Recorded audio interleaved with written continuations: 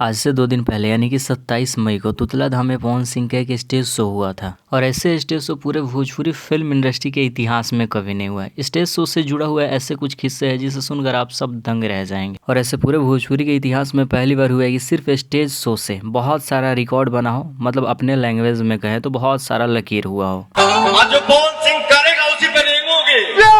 तो रेंगने के लिए हो जाओ तैयार। अब तक तो कभी किसी ने नहीं देखा होगा कि भोजपुरी फिल्म इंडस्ट्री का अगर स्टार कहीं कुछ कर रहा है, भोजपुरी के अदर इंडस्ट्री का भी स्टार का शो होता है तो एक कंपनी के द्वारा कभी शो को खरीदा ही नहीं जा सकता है।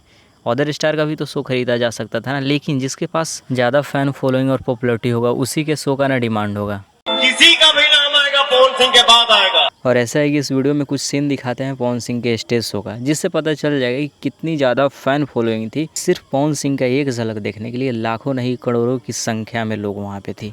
स्थानीय पुलिस और आयोजन कमेटी के लोगों पर लाठियां बरसाई।